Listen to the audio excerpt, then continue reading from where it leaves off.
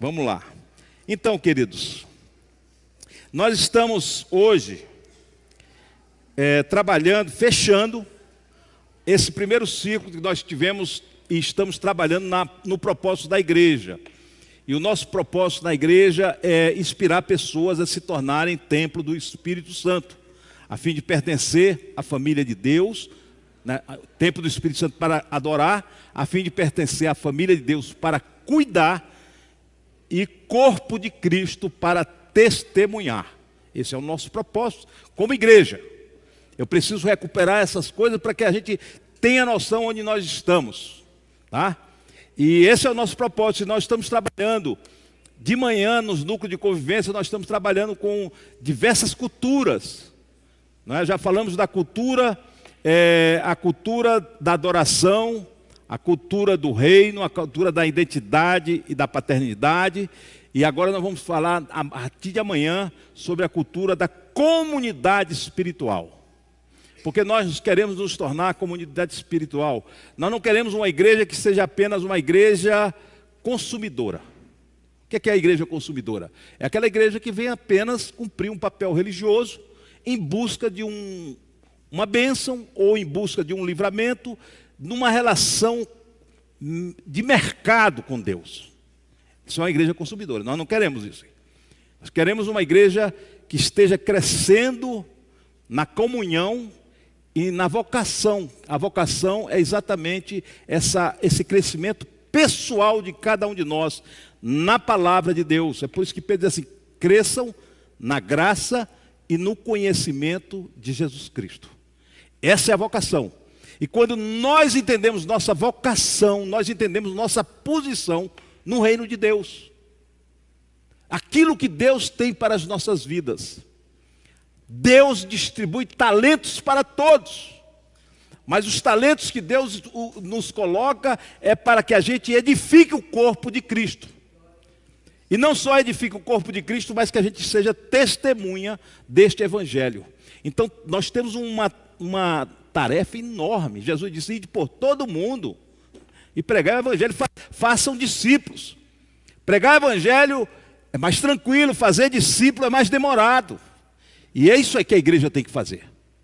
E quando nós estamos apenas num âmbito de consumidores, nós esquecemos disso. Porque o que interessa na nossa vida é exatamente aquilo que Deus pode nos dar. E nós entramos numa relação de idolatria com Deus. Imagina isso, pessoal. Idolatria é algo que Deus abomina. E muitas vezes a gente entra nessa relação, porque essa relação é assim: quando eu estou com problema, eu busco ao Senhor. Quando eu tenho isso aqui, ore por mim para Deus abrir aquela porta. Faça isso, Senhor. E Deus não quer isso. E nós estamos trabalhando com isso. E nós pregamos durante todo este mês. Aliás, mês de janeiro. Terminamos agora, né? Durante esses 2 meses, né, janeiro e fevereiro, agora 60 dias, nós estamos à noite pregando sobre o caminho da liberdade e o caminho da linearidade. E nós estamos fazendo esse paralelo. E nós estamos trazendo isso. E aí eu preciso resgatar 2 versículos que estão na Bíblia que falam sobre isso. Lá em primeiro, é Juliana que está lá, Giovana que está lá, né? Para não errar o nome. Eu vi a Bia ali e vi a Júlia. Eu disse: eu vou perguntar quem está lá para não pagar mico aqui. Para gritar o nome aqui, né, Júlia? E não está ninguém lá. Então, é a Juliana, é Giovana. Giovana, coloca aí, por favor, Deuteronômio 29, 9.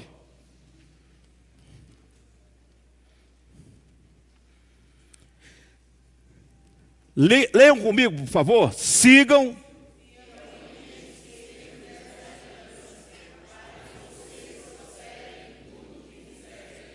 Olha só, essa é a primeira relação de Deus com os homens, com o seu povo. O que Deus está dizendo assim, Moisés está dizendo assim, ó, Deus está falando que sigam fielmente os termos dessa aliança. E quais são os termos dessa aliança? A lei. A lei. Vocês sigam porque vocês são prósperos. Só que o problema de seguir essa aliança dessa forma, o homem descobriu rapidamente que era impossível. Porque ninguém vai cumprir a lei. É apenas para a gente entender que nós não temos esta capacidade de fazê-lo, pelas nossas forças, pela maneira de vida que nós vivemos, por melhor que seja, nós não vamos chegar lá. E aí, vem Jesus com um novo caminho. E qual é o caminho de Jesus? Está lá em Hebreus 7, 18 e 19. A ordenança anterior, qual? A lá de Deuteronômio 29, 9. A ordenança anterior é revogada. Ou seja, não é mais ela. Embora muitos crentes continuem insistindo em seguir esse padrão. Porque era fraca, olha o que o escritor diz. Era fraca e inútil. Por que era inútil? Porque nós não poderíamos fazer. Não tinha como. Cadê onde eu estou? A lei não havia pois a lei não havia aperfeiçoado coisa alguma, sendo introduzida uma esperança superior, pela qual nos aproximamos de Deus. Então agora há um novo e vivo caminho. Um novo e vivo caminho que não está no caminho da linearidade, mas está no caminho da liberdade. E o que Deus quer é que a gente se aproxime dele, se chegue a ele, tá? Não só pelas as bênçãos que ele nos dá, mas pelo que ele é para nossas vidas. O caminho anterior era ruim, era o caminho que tinha. Mas ele era imperfeito no sentido, não que ele era imperfeito, melhor dizer, vou reformular, não que ele fosse perfeito, o caminho era perfeito. Quem era imperfeito somos nós que não conseguimos chegar a fazer isso. Então, queridos, é como o caminho lá de Deuteronômio, é como se fosse esse celularzinho aqui. Ok? Olha só, pra você ter uma ideia. A primeira vez que eu vi um celular desse aqui, Nokia, Daniel está ali, chega a estar com o olho brilhando. Mas eu não vou te dar não, Daniel. Esse aqui é para minhas apresentações. Olha só, esse telefone, a primeira vez que eu vi um telefone desse aqui, sabe onde foi? Eu vinha de Miami, eu e a Ana, dentro do avião, um sujeito tinha comprado antigamente, pastor Idom aqui, vai falar com muita propriedade, era um tijolão daqueles, né, que existia aquele tijolão. Essa geração aqui não sabe nem o que é isso. Né? Que você puxava uma antena que ia até aqui assim, mais ou menos. E você falava aqui com aquele tijolão. Era o celular, foi assim. E quando saiu esse celular, dentro do avião, o cara tirou e tinha comprado. Sabe quanto custava um celular desse que ele pagou naquela época? $2.200. Mas era a última coisa. Era de ponta. Né? O Davi disse que gostava muito, eu também gostava, porque cabia aqui no bolso, era maravilhoso. Esse outro aqui não cabe. Então, só para voltar ao que a gente estava falando, tem crente que ainda quer se comunicar com Deus através disso aqui, irmãos. Deus, no novo e vivo caminho, te deu isso aqui. Dá para entender a diferença? O que você tem acesso aqui e o que você tem acesso aqui. E tem crente que quer continuar aqui nessa relação pequena com Deus, nesse velho caminho. E Deus está dizendo, eu estou te dando um novo e vivo caminho pelo sangue de Jesus Cristo. Amém? Então nós estamos trabalhando durante eu não vou repetir as mensagens aqui, mas nós durante todo esse domingo, se você ver esses domingos todos aí, você vai encontrar, vai saber como é que nós estamos trabalhando, fazendo esse paralelo, esses dois caminhos. E se você faltou algum, hoje em dia, graças a Deus, nós temos o YouTube. Nossas mensagens estão todas gravadas no YouTube, AD Betel. Só botar AD Betel, vai aparecer lá o canal da igreja. É canal mesmo que chama, né? O canal da igreja. Tá certo? Tem todas as mensagens, você dá uma olhadinha depois. Mas, no domingo passado, nós falamos que alguns homens, no Velho Testamento, eles conseguiram deslumbrar esse novo e vivo caminho. Embora eles vivessem, Jesus não tinha vindo ainda, mas ele, embora vivesse no Velho Testamento, sob o primeiro caminho, eles conseguiram deslumbrar esse novo caminho em Cristo Jesus. E eles entenderam o que era este caminho. E aí eu falei da primeiro, e eu botei exatamente em ordem cronológica para a gente poder ter um entendimento de 4 personagens bíblicos que entenderam este novo e vivo caminho, embora, volto a frisar, vivessem no velho caminho, não tinha nenhuma perspectiva, porque hoje para mim e para você é fácil falar, porque você conhece Jesus, Jesus está no seu coração, você está revelado pelo Espírito Santo. Naquela época, o Espírito Santo só era dado aos profetas, aos sacerdotes, ao sumo sacerdote e ao rei.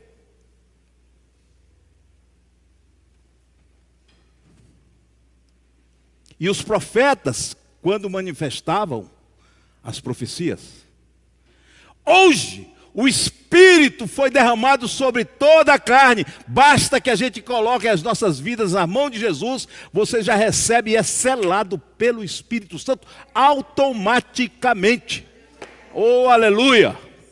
Quando uma pessoa diz assim, eu entrego minha vida para Jesus, sabe o que acontece? No mundo espiritual, vem Jesus Cristo diz assim, esse agora é propriedade minha, e te sela com o Espírito Santo. E você passa a ser templo do Espírito Santo. Mas basta que você abra o coração. Não precisa fazer sacrifício nenhum, não precisa pagar promessa nenhuma.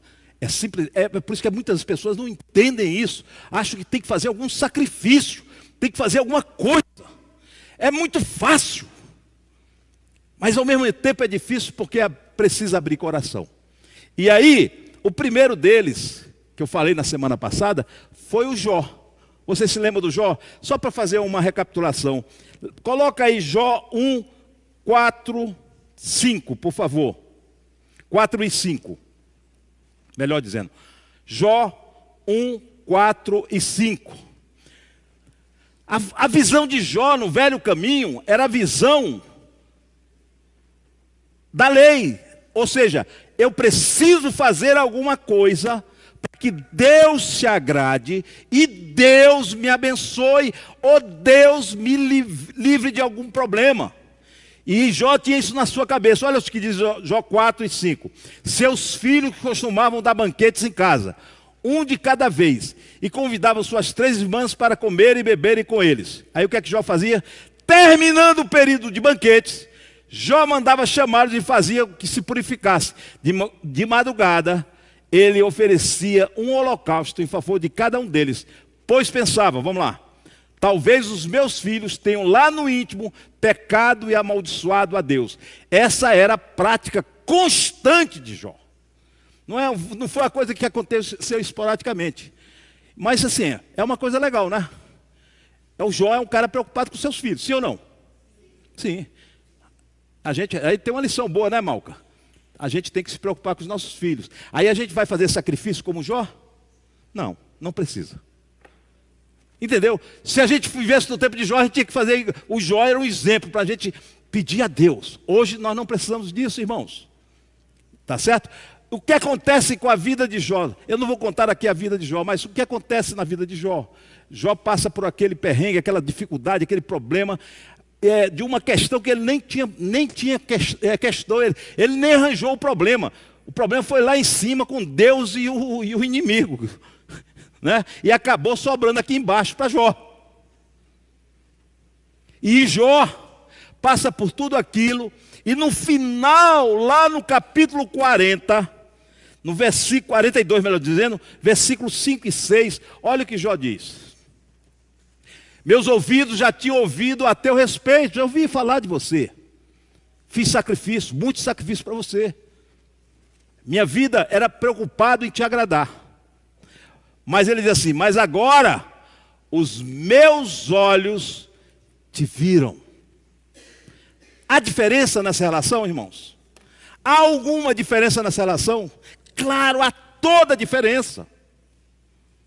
Não é uma relação religiosa, mas é uma relação de alguém que diz assim: meus olhos abriram. E ele não está falando aqui de olhos físicos, ele não viu Deus, mas abriu os olhos da alma, e ele conseguiu perceber Deus na vida dele.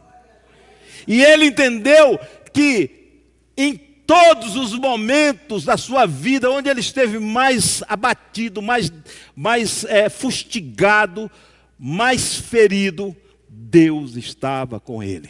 Sabe por quê? Porque ele disse: eu sei que meu Redentor vive e que por fim se levantará sobre a terra.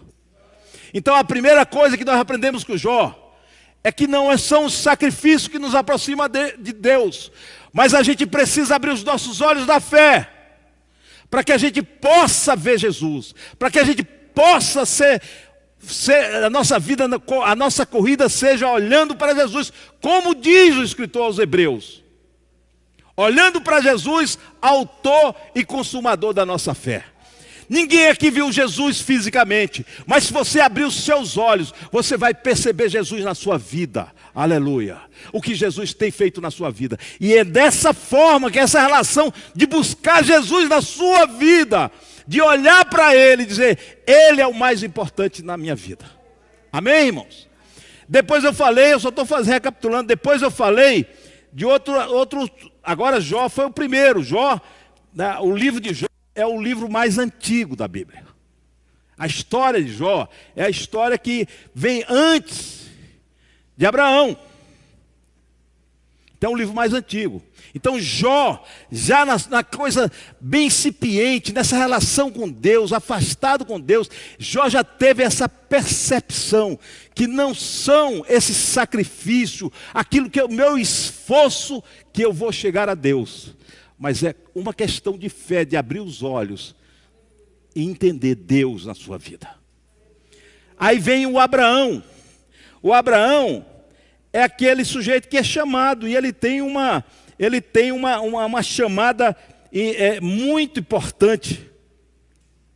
Não é? Ele recebe uma chamada muito importante. Qual é a chamada?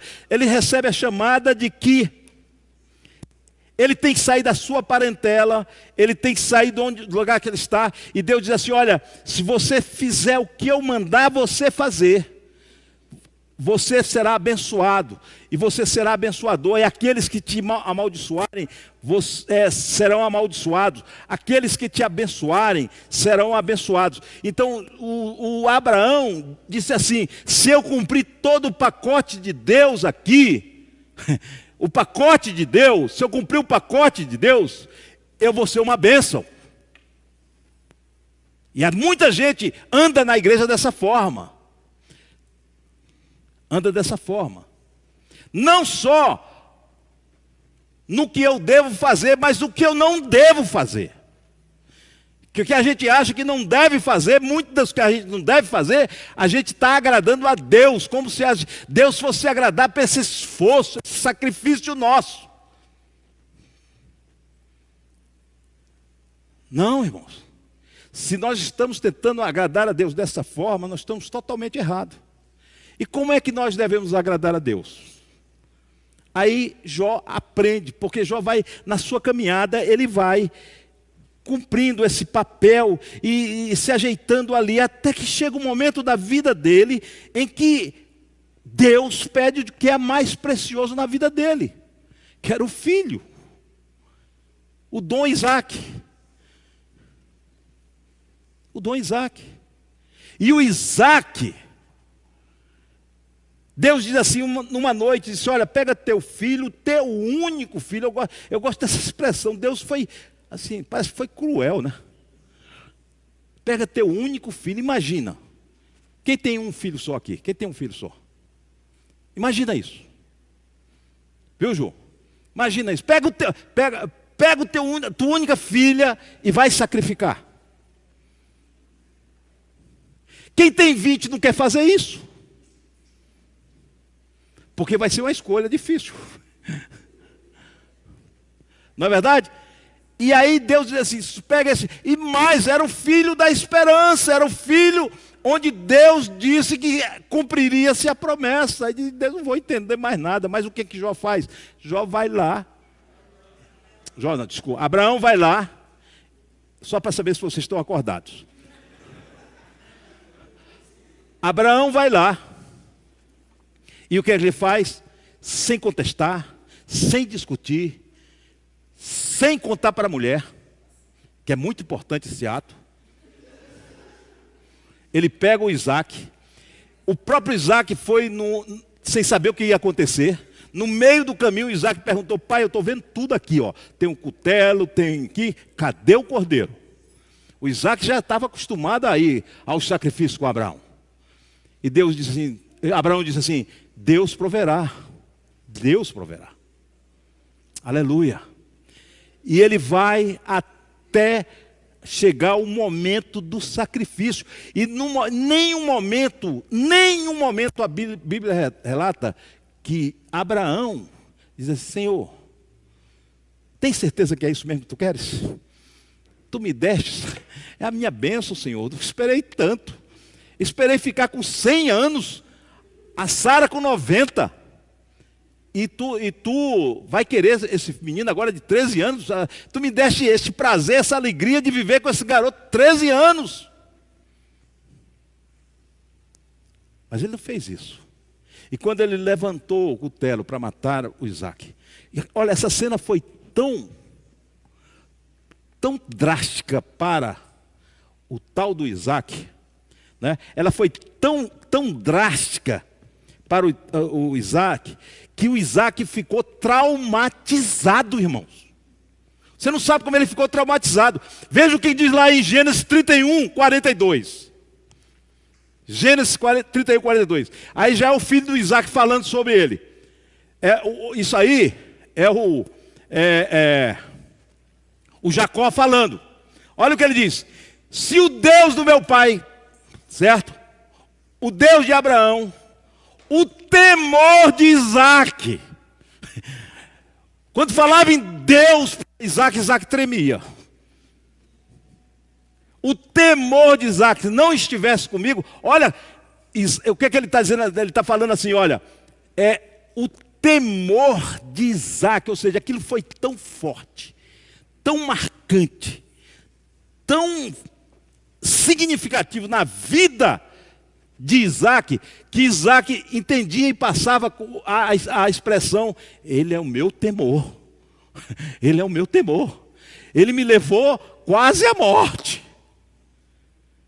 Tal foi a situação. E olha só o que acontece com Abraão.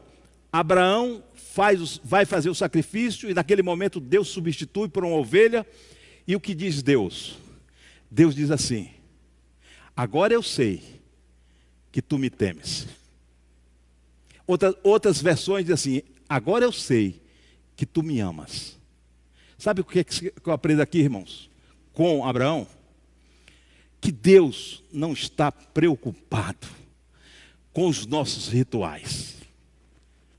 Se eu oro muito, se eu oro pouco, orar é bom. Mas eu digo assim, quando eu acho que eu sou espiritual, que eu estou chegando perto de Deus, porque eu oro, aí eu olho para o Idom e digo assim: o Idom só ora 15 minutos, eu sou um cara que me ajoelho e oro 4 horas. Eu sou muito melhor do que o Idom. Você está entendendo como é que acontece? Quando a gente começa a se achar melhor do que o outro nessa espiritualidade, nessa pseudo-espiritualidade, e o que acontece? O que Deus quer da minha vida e da sua, a lição de Abraão, a lição de Jó, foi a lição de ver Deus de maneira diferente. A lição de Abraão é entender que quando se ama a Deus, a prova de amar a Deus não é cumprir rituais, não é ser bonzinho, não é tentar ser perfeito, mas é se entregar a Ele. Aleluia. Entrega o teu caminho ao Senhor, confia nele e Ele tudo fará, irmãos. Você quer provar amor a Deus? Começa a se entregar a Ele. Você quer demonstrar que você ama a Deus? Comece a se entregar a Ele. Deus não vai se impressionar que você frequenta o ciclo de oração, que você está na oração de 7h30 todos os dias, que você vem à igreja todos os dias. Tudo isso é muito bom. Mas Deus não vai se impressionar com esse sacrifício que você acha que está fazendo o máximo para Deus. A partir do momento que você começa a abrir mão de você mesmo e se colocar nas mãos do Senhor. Rogo-vos, pois, irmãos, que apresentei os vossos corpos como sacrifício vivo, santo e agradável a Deus, que é o vosso culto racional.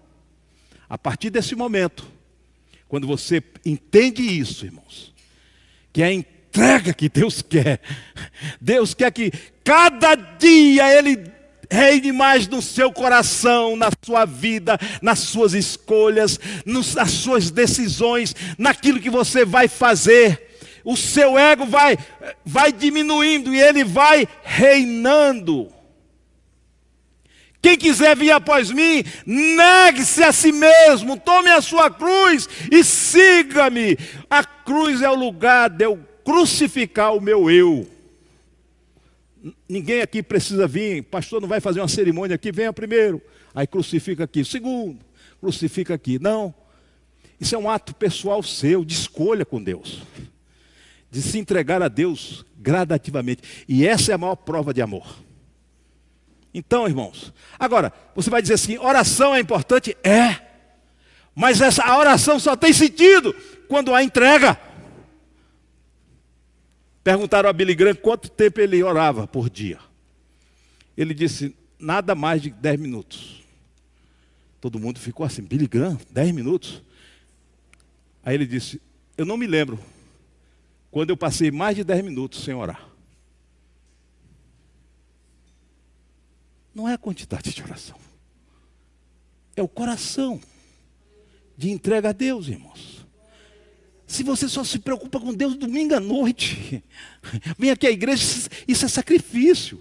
Se na semana você vive sua vida secular, totalmente isolada, você não se lembra de Deus, não vê Deus, você não consegue ver Deus na sua vida, no cotidiano, no dia a dia, como Jó começou a ver. Se você não consegue ver, se você não consegue se entregar a cada dia, Senhor, essa área aqui, olha, Senhor, eu estou querendo controlar essa área, mas eu coloco nas tuas mãos, Senhor, porque eu não consigo, Senhor. Triste engano. Eu vou fazer uma faculdade, Senhor, me dê a faculdade que tu queres que eu faça. Senhor, eu vou tomar uma decisão desta casa. Senhor, o que é que tu queres, Senhor, com isto aqui? Senhor, o que é que tu queres que eu faça na tua casa, no teu reino? Na tua igreja, Senhor, o que é que eu quero? O que é que tu queres, Senhor? Entenderam o que eu estou falando? Isso é entrega. E Abraão foi aprendendo isso lá desde essa longa caminhada, que vai lá com 100 anos, agora com 113, que quando aconteceu isso, Isaac já tinha 13 anos, Isaac nasceu, ele tinha 100, isso mais ou menos 113 anos, na adolescência de Isaac, não é? E essa caminhada toda da chamada de Abraão até aqui, foi um caminho de entrega. Ele foi aprendendo que não são sacrifícios, mas é uma confiança, é entregar, é dizer, olha, eu vou. A Bíblia diz lá em Romanos que Abraão creu contra a esperança. Contra a esperança, ou seja, não tinha que esperar mais de um homem de 100 anos, não tinha como esperar de uma mulher de 90 anos, mas ele creu, isso foi imputado como justiça, por isso que ele é o pai da fé. Aleluia. E aí agora eu vou para o terceiro. O terceiro que eu queria falar hoje, nesta noite, é o neto do Abraão. Um tal de sujeito chamado Jacó. E Jacó todo mundo conhece. O nome dele todo mundo sabe o que significa. Você sabe que foi o nascimento de Jacó. Não é? Você sabe que a Rebeca não podia ter filhos. E aí houve uma oração, orar, Senhor, abre a madre da minha esposa, o Isaac lá, aquele negócio todo. E o Jacó nasce com Esaú. Só que o Esaú vem na frente. E o Jacó, como corrida de Fórmula 1, veio atrás do vácuo, já agarradinho, com a mãozinha no calcanhar do Esaú, para fazer muito esforço. O cara é esperto mesmo, desde o momento que nasceu. Não fez esforço. E quando viram isso, colocaram o nome do Jacó, que quer dizer suplantador, enganador. Imagina, toda a vida que o Jacó ouvia assim, Jacó, ele ouvia suplantador, enganador, o cara que é esperto. E a vida de Jacó foi essa vida mesmo, de enganador, de esperto, de passar a perna nos outros. E paixão veio a história, né, irmãos? Você viu quando ele não poupou o irmão dele. Quando a primeira chance que ele teve que passar a perna no irmão, ele passou. Era um motivo nobre, a primogenitura. Mas ele disse assim, eu vou pegar essa bênção. Olha como Jacó estava preocupado com a bênção. A vida de Jacó no início é bênção. Buscar a bênção.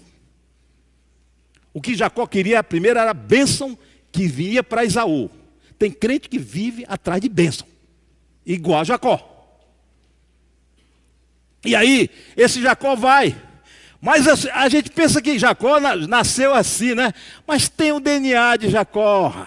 A mãe de Jacó, a tal de Rebeca, essa dava nó.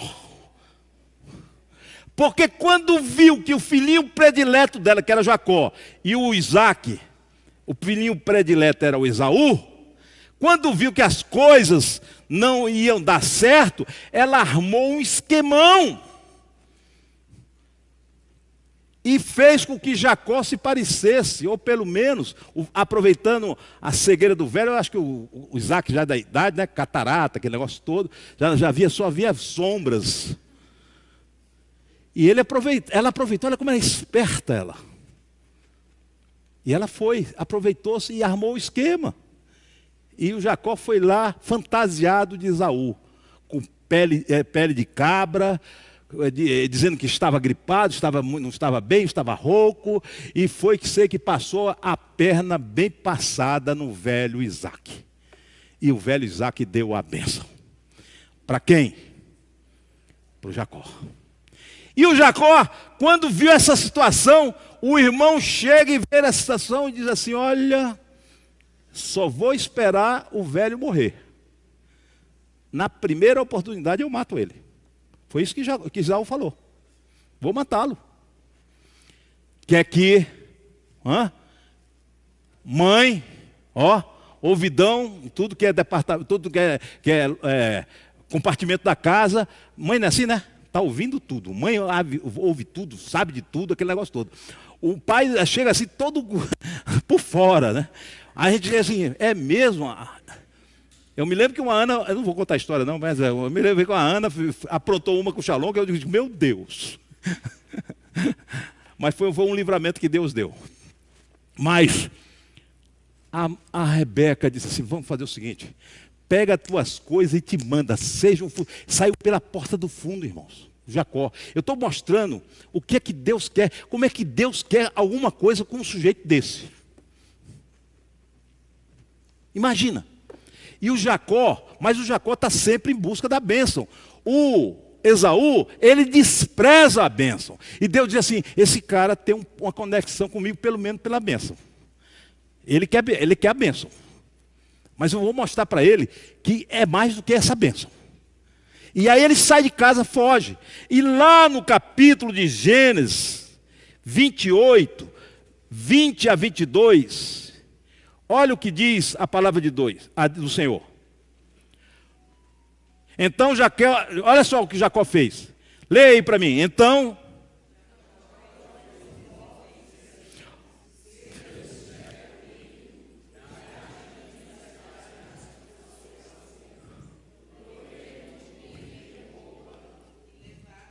vai, bota 20 e vai.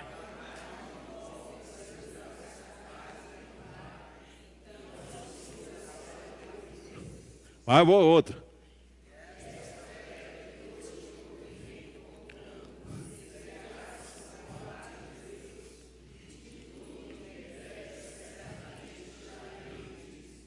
Jacó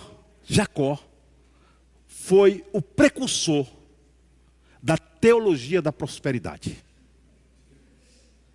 Vamos ver a oração dele. Volta aí, por favor, versículo 20. Então Jacó fez um voto dizendo: se Deus estiver comigo, para que ele quer Deus com ele? Vamos lá. Para cuidar de mim nesta viagem que estou fazendo, prover-me de comida e roupa. O que mais? Levar-me de volta com segurança à casa de meu pai. Então, olha a petulância desse sujeito. Então, ele será o meu Deus. E o que mais? Ainda quer comprar Deus. E esta pedra que hoje coloquei, ele pensa que está abafando. E esta pedra que hoje coloquei como coluna servirá de santuário de Deus. E de tudo que me deres, certamente eu vou te devolver o dízimo. Ele ainda quis comprar Deus com um dízimo. Não tem crente assim? Tem ou não tem, irmãos? Tem. O pior que tem. Senhor, se tu abençoares para que eu passe neste concurso, Senhor. Ó Senhor, se tu me colocares naquele lugar. Ó Senhor, se tu me livrares disso aqui, tu serás o meu Deus. Eu vou para a tua igreja, eu vou te louvar, eu vou te adorar, eu vou te... Tem crente assim, irmãos. Nessa relação com Deus. Essa é a relação primária de Jacó. E Deus é tão bondoso, como nós cantamos aqui, a bondade de Deus, cantamos no louvor agora, né? Deus é tão bondoso assim: calma, Jacó, eu vou aguentar de você essa sua petulância, esses negócios, porque eu vou te mostrar como você deve se relacionar comigo. E o Jacó foi lá para a casa do Labão. Lá ele aprendeu que o Labão, o irmão da mãe dele, era doutorada em passar a perna nos outros. Lá, coitado do Jacó. Já viu aquele enganador que só vive sendo enganado? O cara esperto só encontra esperto. Só que ele pensava que era o rei da cocada preta. Mas ele aprendeu logo que a mãe dele não. E quando chegou no Labão, ele começou a levar pernada o tempo todo. E se não fosse Deus, até hoje o Jacó estava lá na casa do Labão. Se não fosse Deus dizer: Jacó, eu vou te falar, tu me pediu as bênçãos. Porque Jacó queria as bênçãos, irmão. Pelo menos ele queria Deus nesse sentido. Porque tem gente que nem Deus quer. Mas pelo menos ele queria assim. Mas essa maneira de querer é essa aqui. E Deus está dizendo: Jacó, eu vou te dar outra coisa. E aí o que acontece? Eu vou reduzir a história. Vamos lá para Gênesis 32, versículo 24 a 30. Você sabe da história, ele teve que sair de casa, voltar para casa, se encontrar com o irmão, e ele estava com muito medo, ele estava preocupado, ele não estava preocupado, ele estava ansioso, ele estava angustiado, ele não estava preocupado, ele estava muito angustiado. E aí ele arma um esquema, o Jacó sempre pensou nos esquemas, irmãos. Eu vou fazer o seguinte, vou botar aqui, ó, a primeira linha, muitos presentes para o meu irmão. A segunda linha aqui, a terceira, e a Bíblia diz que ele ficou sozinho lá atrás. O cabra é esperto. Se começar a matar de lá para cá, eu escapo. E aí o que Jacó fez, Jacó ficou sozinho. Então veio um homem, ele estava no vale do Jaboque, passando a noite. Então veio um homem que se pôs a lutar com ele até o amanhecer. Quando o homem viu que não poderia dominar Jacó, tocou-lhe na articulação da coxa. O cara era duro de cair, duro na queda, o Jacó. Sim ou não? O anjo teve que apelar, não é verdade? Perninha esquerda, tum, aí o caboclo sentiu. Às vezes Deus tem que fazer isso com a gente. O caboclo é tão indiferente. Filho de crente, já vi muito filho de crente. Filho de crente, se não tomar cuidado, vira uma desgraça.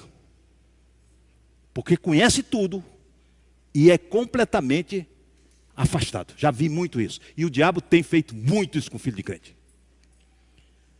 Tocou-lhe na articulação da coxa de forma que a deslocou enquanto lutavam.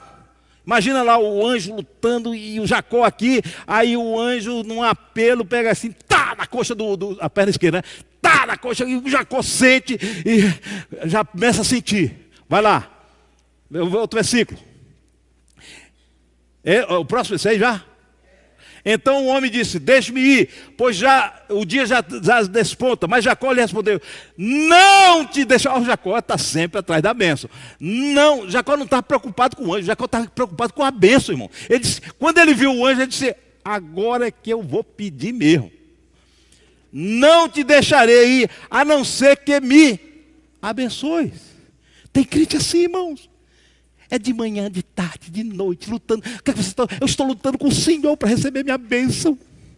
Enquanto o Senhor não me der a vitória, enquanto o Senhor não me livrar, enquanto o Senhor não curar. Normalmente esse é o caminho da linearidade. E muitas vezes leva à frustração. Muitas vezes. Porque o relacionamento com Deus, Deus não está prometendo isso, irmãos. Deus está prometendo algo muito maior na nossa vida. Vamos lá. O homem lhe perguntou: qual é o seu nome? Jacó, respondeu ele. Eu acho que aí foi o momento divisor de águas. Jacó é o meu nome. Ele disse o nome dele. Continue.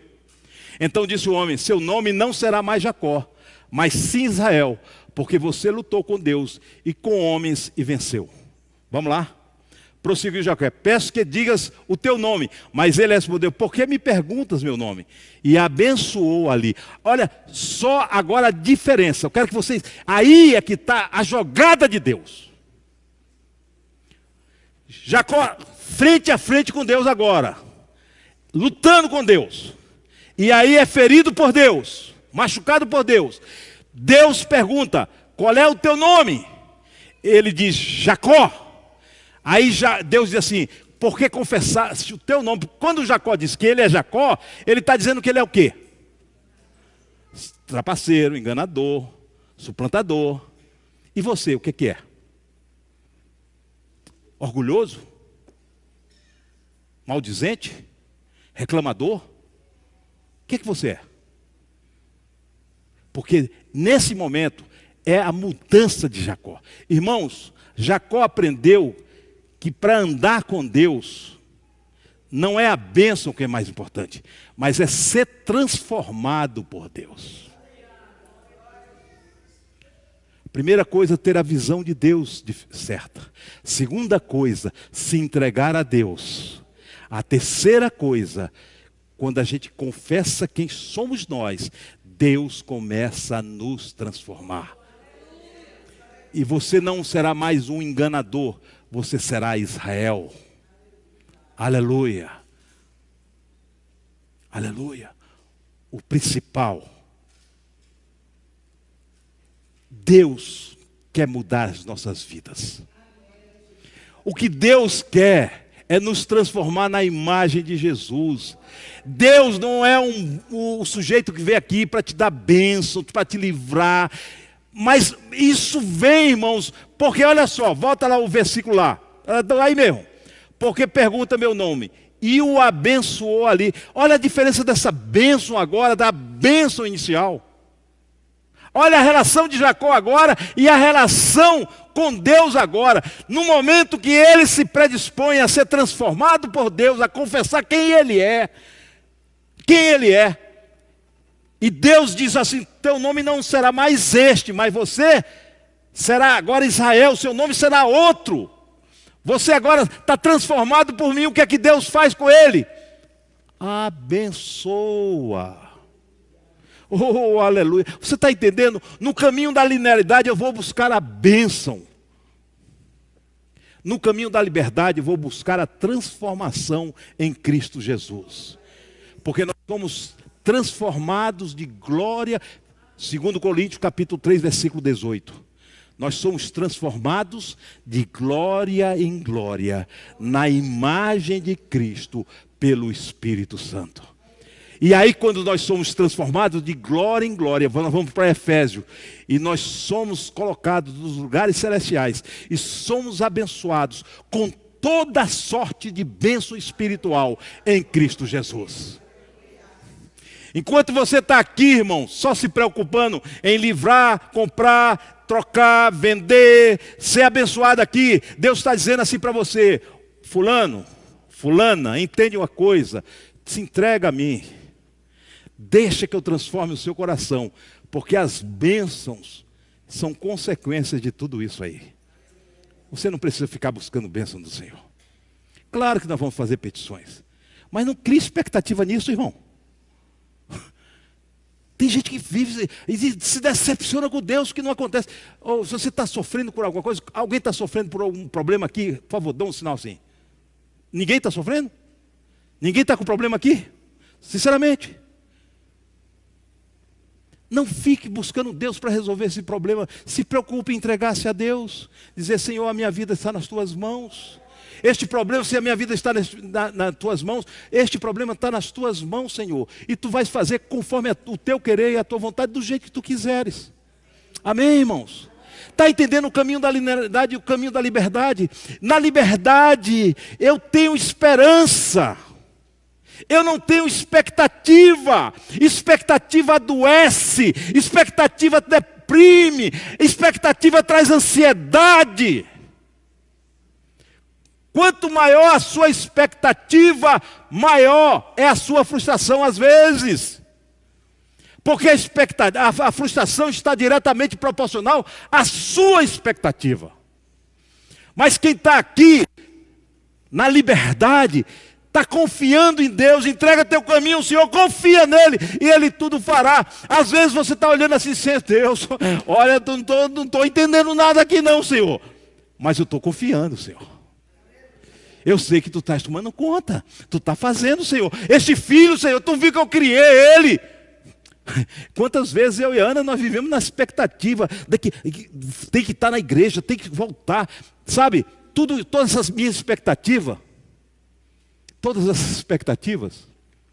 irmãos, todas essas expectativas, eu estava pensando em mim. Na realidade é isso. No caminho da linearidade, Jacó está pensando nele.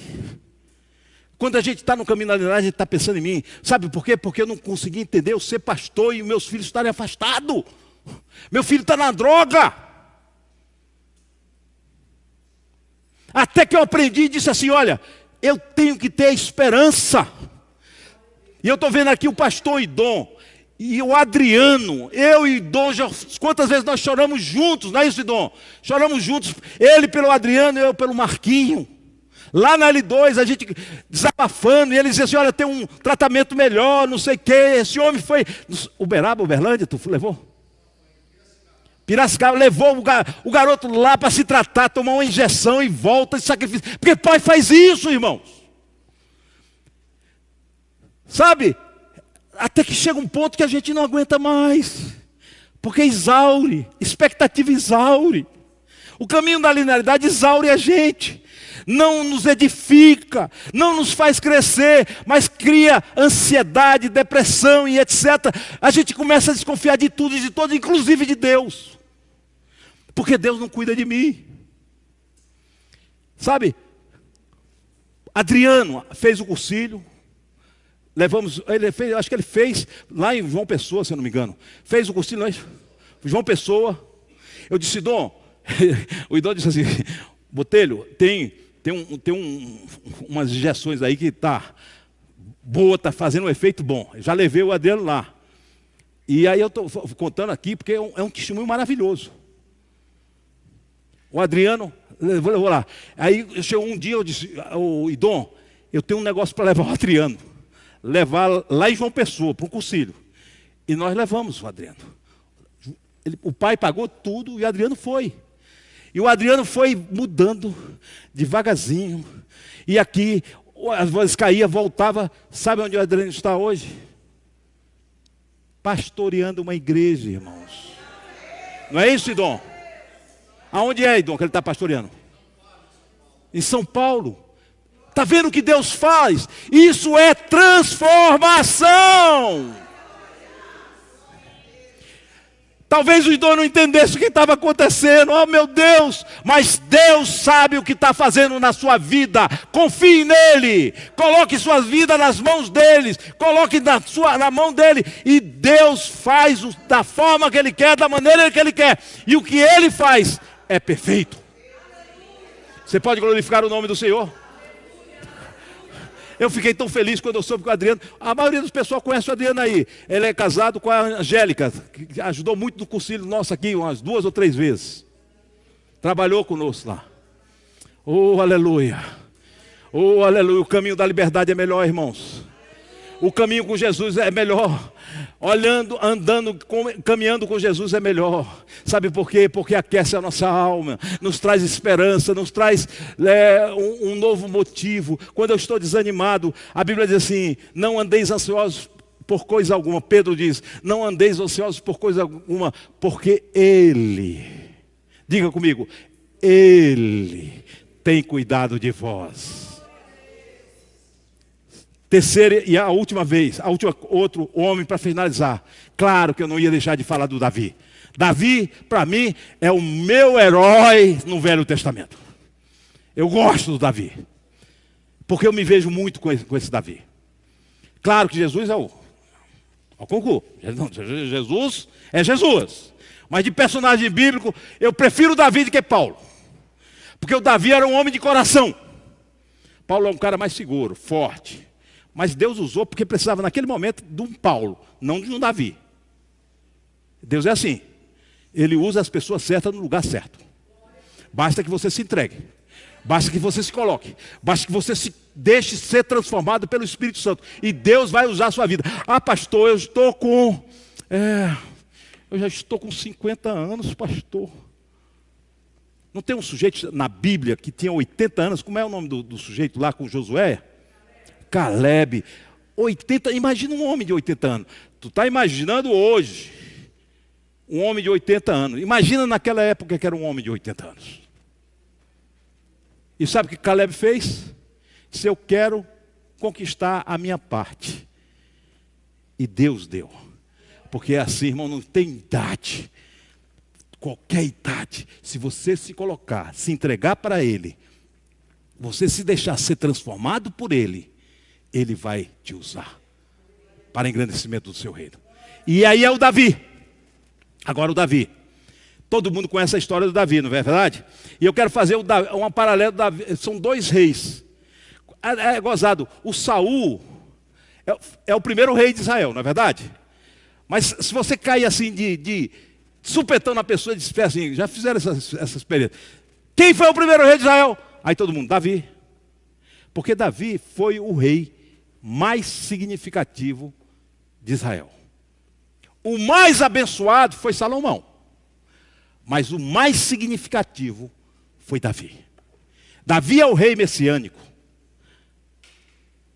Jesus, filho de Davi, tem misericórdia de mim. Não é Salomão, não é Ezequias. É Davi. Jesus, filho de Davi. Gritou o cego Bartimeu. Queridos, leia por favor. Vamos ler Gênesis 31, 1 Samuel, melhor dizendo, 15, 18 a 23. A gente já está fechando. Primeiro livro de Samuel, capítulo 15, versículo 18 a 23.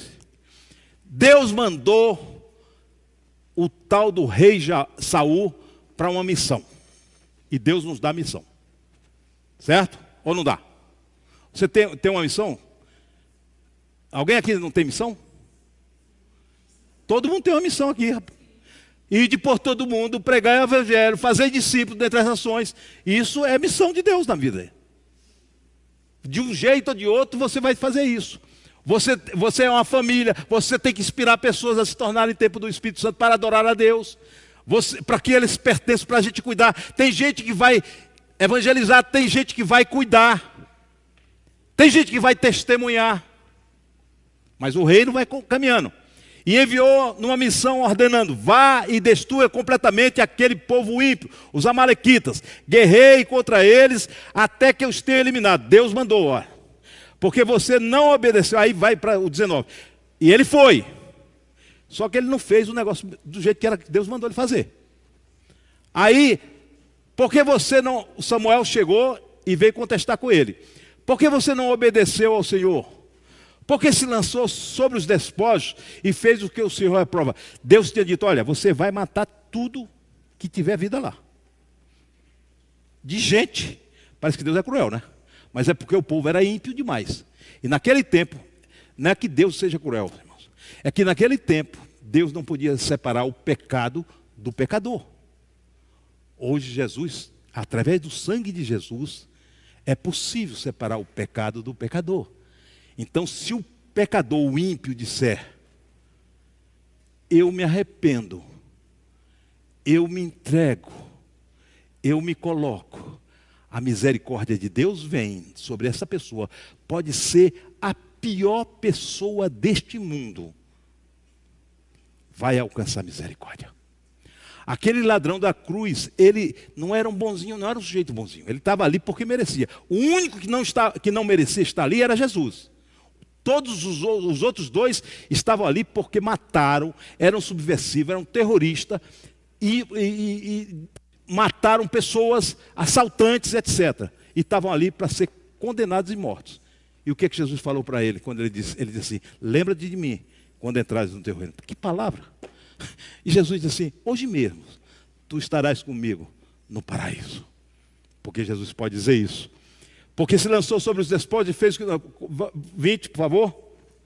Disse Saul: mas eu obedeci ao Senhor, cumpri a missão que o Senhor me designou, trouxe Agag, era para ter matado o rei dos amalequitas, mas exterminei os amalequitas. Os soldados tomaram ovelhas, bois dos despojos, o melhor do que estava consagrado a Deus para a destruição, a fim de os sacrificarem ao Senhor, o seu Deus, em Gigal. O que é que Saul está dizendo assim? Olha, eu não obedeci porque eu pensei no sacrifício. Eu vou trazer do melhor. Eu trouxe, é uma justificativa nobre, afinal de contas é para sacrificar a ti, Senhor. Eu quis fazer um bem. Eu quis fazer um bem. E na realidade, o que é que Saul fez aí? Saul fez a vontade dele. Deus tinha determinado o que ele tinha que fazer. A vontade de Deus estava clara para Saul, como rei. Mas ele fez o quê? A vontade dele. Até o 22 que eu coloquei, não foi? 23, 22. Samuel, porém, respondeu: acaso tem o Senhor tanto prazer em holocaustos e em sacrifício? O caminho da linearidade é o caminho do sacrifício e dos holocaustos. É eu fazer alguma coisa que mereça alguma coisa de Deus, quanto que se obedeça a sua palavra. A obediência é melhor do que o sacrifício, e a submissão é melhor do que a gordura de carneiros. Sabe? O que Deus quer, olha só, que você veja Ele de forma diferente, que você se entregue a Ele, que você seja transformado e que você faça a vontade dEle. É isso que Deus quer da igreja. Comunidade espiritual é essa, que aprende isso, que eu vou andar não mais com os meus olhos, no meu controle, na forma que eu achar, mas eu vou andar pela fé em Cristo Jesus. E eu, ao andar na fé em Cristo Jesus, cada dia eu me sacrifico mais e me entrego a Ele.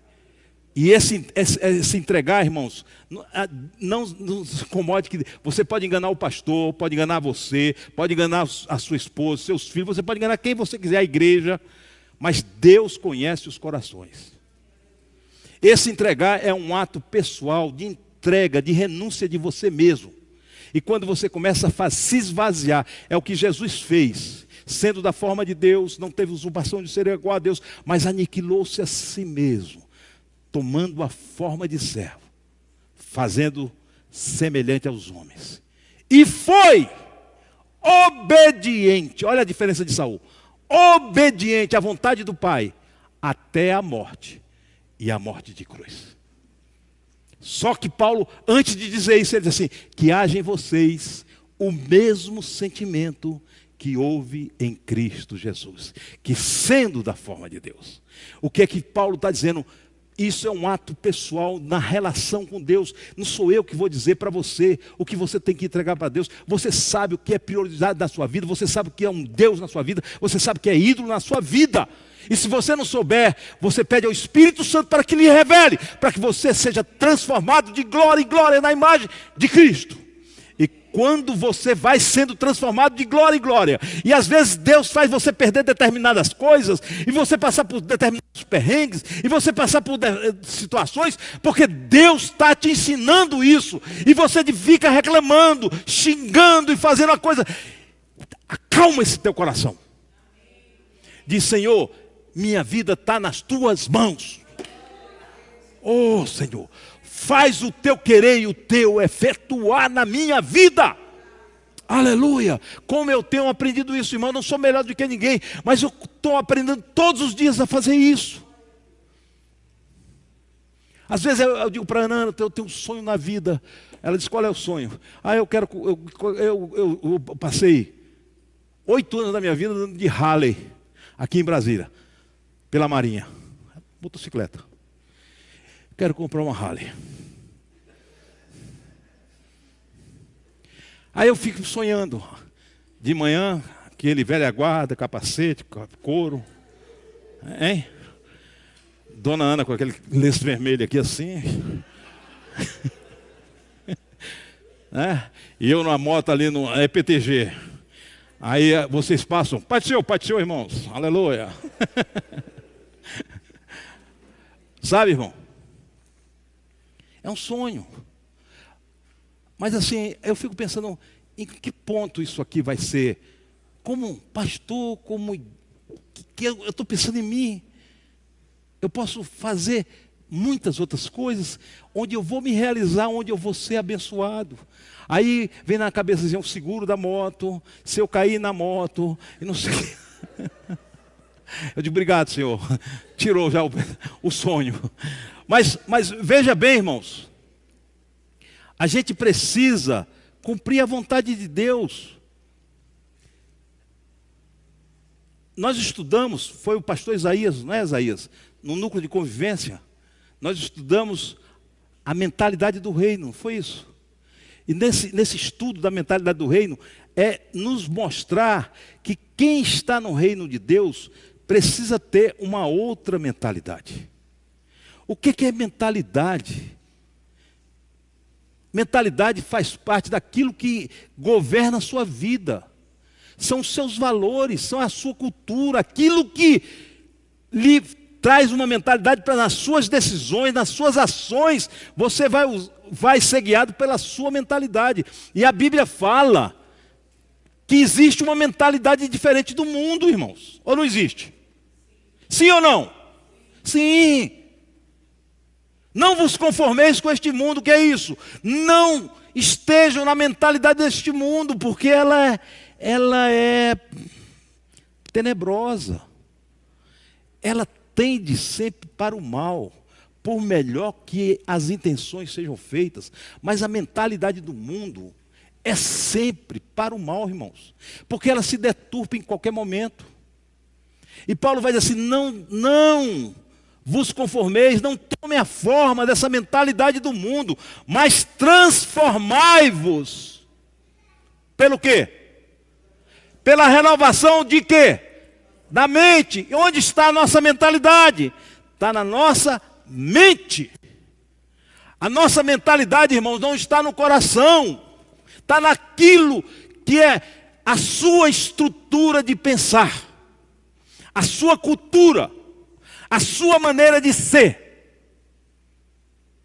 Eu me lembro que uma vez, meu sogro estava conversando com um pastor lá do Ceará, pastorzinho lá do Ceará, e o pastor não aceitava, de jeito nenhum, que crente usasse barba. Crente não pode usar barba, está em pecado, não sei o quê, e era radical. E o doutor Marcelo começou a explicar para ele no grego, na palavra ali, explicando para ele que barba não tem problema.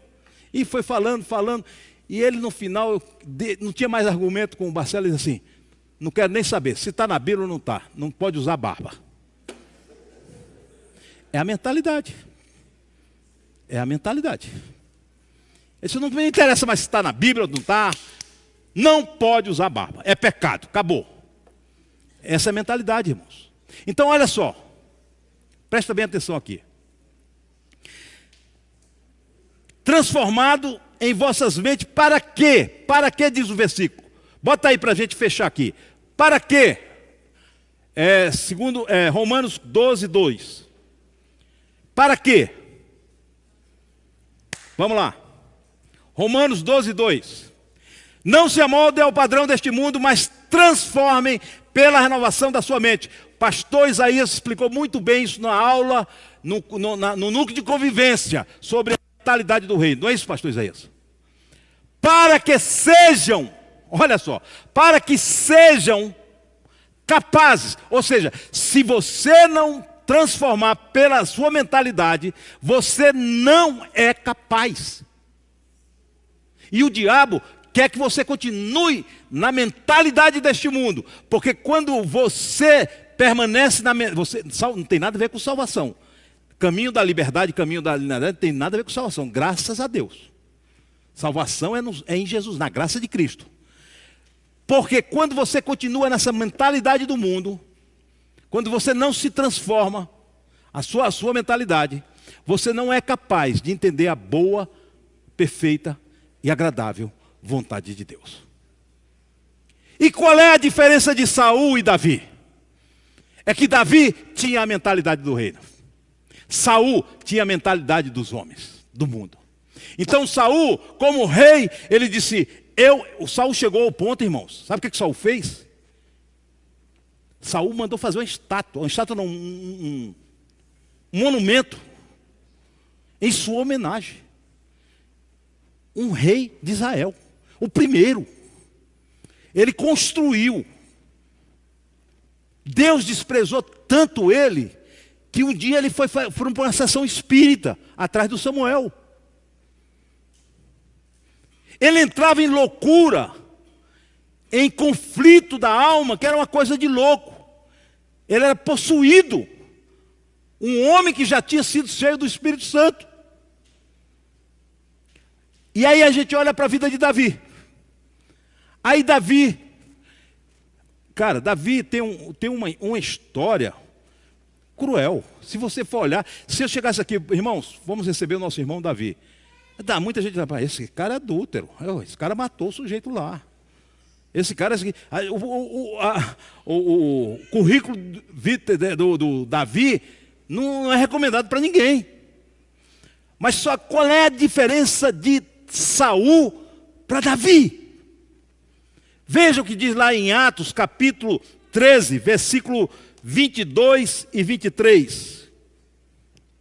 Atos 13. Olha o que diz a palavra de Deus. Eu quero que você leia. Diga, depois.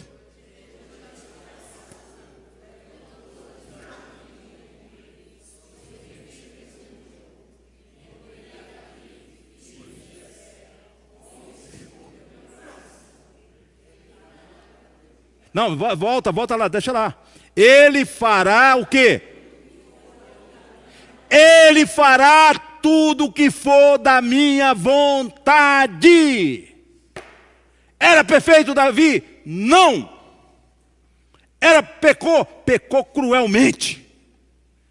Mas Davi tinha um coração segundo o coração de Deus. E Davi estava disposto, a custe o que custar, fazer a vontade de Deus. Essa é a diferença. Esse é o caminho da liberdade. Fazer a vontade de Deus, veja bem, não é. Você está entendendo que quem está dizendo isso é Deus. Está certo? Depois de agitação, levantou-se Davi como rei sobre quem testemunhou. Quem? Deus testemunhando. É Deus que está falando. Encontrei Davi, filho de Jessé, homem segundo o meu coração. Davi não fazia a vontade de Deus com medo de Deus. Não, irmãos. Porque muitas vezes a gente não faz, a gente vai fazer, vai andar direitinho com medo de Deus. Não é assim? no caminho da linearidade, eu fico com medo. Ah, não, Deus não vai me abençoar. A minha vida vai piorar. E pode acontecer isso aqui. Ah, eu não fui ao culto ontem, por isso que eu fui atrufalhado no outro dia. A gente começa a fazer essas conexões, essas correlações. Davi não é assim, irmãos. Ele faz a vontade de Deus, sabe por quê? Porque ele é um homem segundo o coração de Deus. O que Deus quer de mim e de você? Que a gente faça a vontade dele de coração, irmãos. Obedecer a Deus não é um peso na minha vida. Obedecer a Deus, se entregar para Deus, não é um sacrifício na minha vida. Obedecer a Deus é uma alegria no espírito. Uma comunidade espiritual precisa aprender isso. Por mais duro daquilo que Deus, você pense como Abraão, mais duro que Deus te peça, como pediu Abraão. E Abraão faz de coração. E Davi entende isso. Está entendendo? Saul anda no caminho da linearidade. Cheio de justificativas, cheio de sacrifícios, pensando que Deus está se contentando com isso. E o próprio Davi vai dar o testemunho no Salmo 51. Se tu quisesse sacrifícios ou holocausto, eu te daria. Eu faria isso. Mas tu não queres isso. Davi sabia o que Deus queria. O que Deus quer, melhor dizendo. Há um coração quebrantado e compungido, não desprezarás. Amém.